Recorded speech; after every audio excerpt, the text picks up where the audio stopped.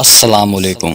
حضور اکرم صلی اللہ علیہ وسلم شب معراج میں بیت المقدس کی طرف جاتے ہوئے مصر کے قریب ایک مقام سے گزرے تو انہیں نہایت ہی اعلیٰ اور زبردست خوشبو آنے لگی۔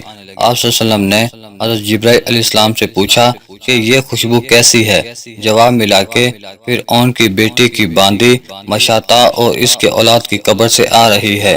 پھر حضرت جبرائیل علیہ السلام نے اس کا قصہ بیان کیا کہ مشاطہ فرعون کی بیٹی کی خادمہ تھی اور وہ خفیہ طور پر اسلام لا چکی تھی۔ ایک دن فرعون کی لڑکی کو کنگھی کرتے ہوئے اس کے ہاتھ سے اتفاقاً کنگھی گر پڑی۔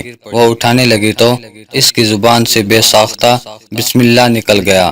اس پر شہزادی نے کہا کہ تو نے آج عجیب کلمہ بولا، رب تو میرے باپ فرعون ہی ہیں، تو پھر تم نے یہ کس کا نام لیا ہے؟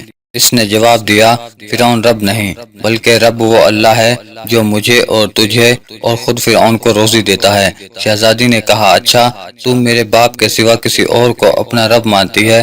اس نے جواب دیا، ہاں ہاں، میرا اور تیرا باپ سب کا رب اللہ تعالیٰ ہی ہے۔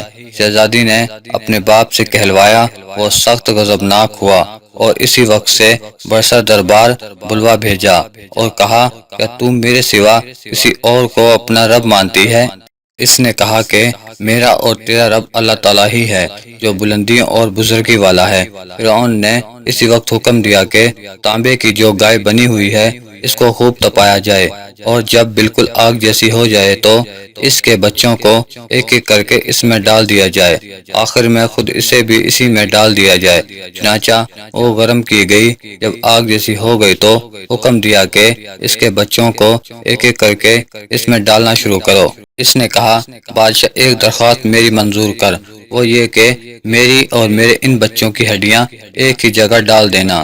اس نے کہا، اچھا تیرے کچھ حقوق ہمارے ذمہ ہیں اس لیے یہ منظور ہے۔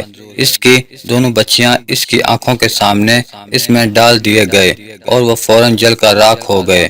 پھر سب سے چھوٹے کی باری آئی جو ماں کی چھاتی سے لگا ہوا دودھ پی رہا تھا۔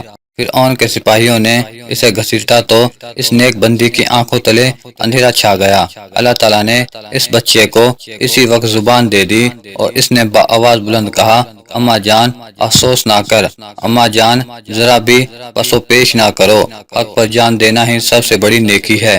چنانچہ انہیں صبر آ گیا، اس بچے کو بھی آگ میں ڈال دیا گیا اور آخر میں ان کی ماں کو بھی اسی آگ میں جلا کر مار دیا۔ یہ خوشبو کی مہکیں اسی کے جنتی محل سے آ رہی ہیں۔ سبحان اللہ۔